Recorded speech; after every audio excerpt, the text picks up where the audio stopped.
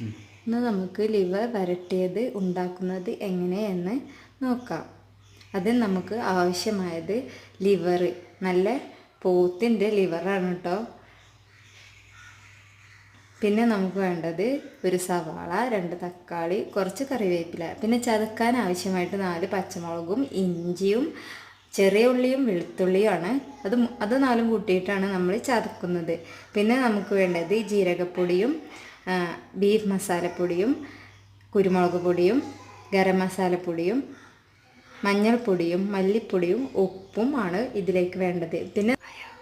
പിന്നെ നമുക്ക് വേണ്ടത് ലാസ്റ്റ് ഇതിലേക്ക് ഒഴിച്ചു കൊടുക്കാനായിട്ട് പച്ച വെളിച്ചെണ്ണയാണ് നമ്മൾ യൂസ് ചെയ്യുക. അത് നല്ല കോക്കനട്ട് ഓയിൽ തന്നെ ആവണം.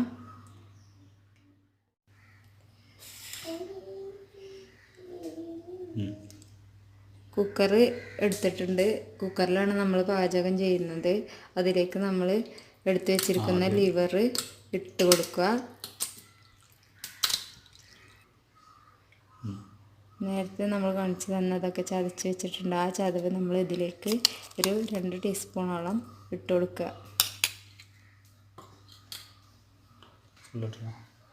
എന്നിട്ട് നമ്മൾ എടുത്തു വെച്ചിരിക്കുന്ന ഈ പൊടികളെല്ലാം അതിലേക്ക് ഇട്ട് കൊടുക്കുക.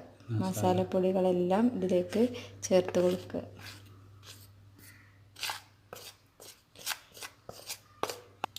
ഇനി നമ്മൾ അരിഞ്ഞു വെച്ചിരിക്കുന്ന തക്കാളി, സവാള, കറിവേപ്പില ഇവ ഇതിലേക്ക് ഇട്ട് കൊടുക്കുക.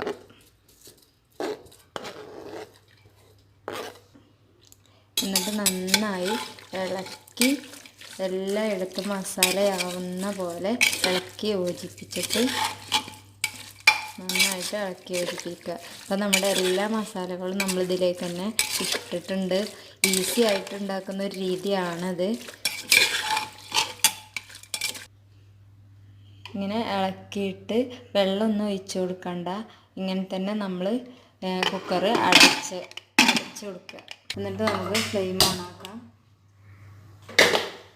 കുക്കർ അടുപ്പത്തോട്ട് വെക്കാം.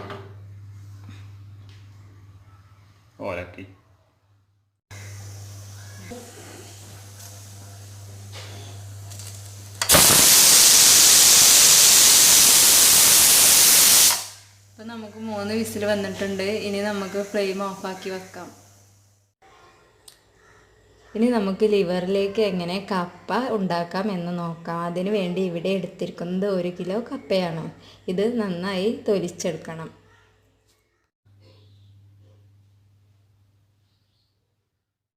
നമ്മൾ കട്ട് ചെയ്ത് വെച്ചിരിക്കുന്ന പൂള അതിലേക്ക് ഇട്ട് കൊടുക്കാം.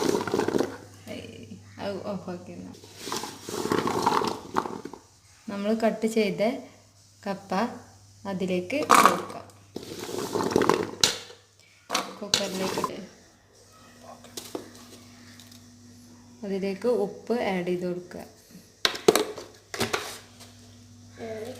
ഇനി പച്ചമുളക് അരിഞ്ഞ് ഇട്ട് കൊടുക്കുക. ഇത് നമ്മളെ തൊടിയിലൊക്കെ ഉണ്ടാവുന്ന ചീനാപ്പറങ്കിയാണ് ഏറ്റവും നല്ലത്.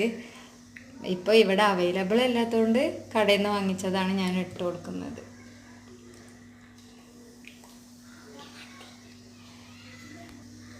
ഇനി ആവശ്യത്തിന് വെള്ളം കൂടി ചേർത്തിട്ട് കുക്കർ അടച്ച് ഫ്ലെയിമിലിടാം.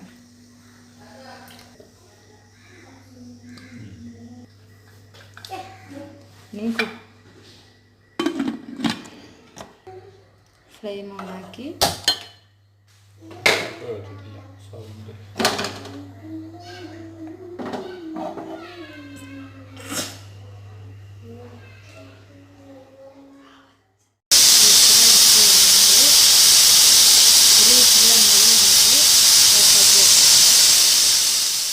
തുറന്ന് നോക്കാം. വിസിലൊക്കെ പോയിട്ടുണ്ട്.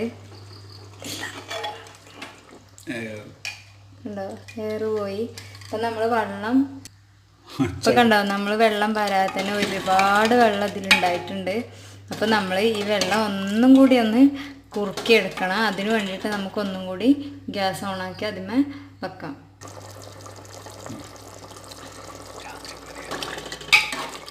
നന്നായിട്ട് ഇങ്ങനെ കുറുകി വന്നുകൊണ്ടിരിക്കുകയാണ്. അപ്പം നമ്മളേക്ക് കോക്കനട്ട് ഓയിൽ ഒഴിച്ച് കൊടുക്കുക.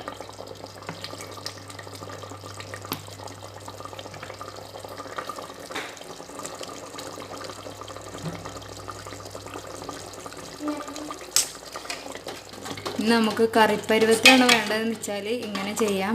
അല്ലെങ്കിൽ പറ്റേ വെള്ളം ഇല്ലാണ്ടാണ് ഇഷ്ടമെന്ന് വെച്ചാൽ കുറച്ചുകൂടി ടൈം ഇങ്ങനെ ഗ്യാസിൽ വെച്ചിട്ട് കുറച്ചും കൂടി ഇങ്ങനെ ഇളക്കി കൊടുത്ത് ഉരുക്കിയെടുക്കാം. ഇനി നമുക്ക് കപ്പയുടെ കുക്കർ തുറന്ന് നോക്കാം.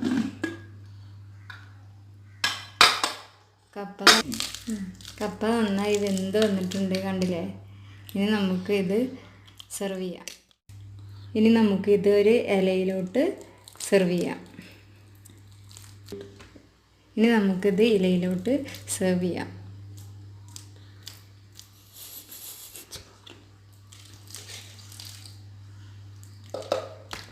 നമ്മൾ സ്പെഷ്യലായിട്ട് തയ്യാറാക്കിയ ലിവർ കറി ഇനി നമുക്ക് കപ്പയോടൊപ്പം കഴിക്കാൻ വേണ്ടിയിട്ട് ഇതിലേക്ക് തന്നെ ഒഴിച്ച് നല്ല ടേസ്റ്റി ആയിട്ടുള്ള കപ്പയും ലിവറും കഴിക്കാം.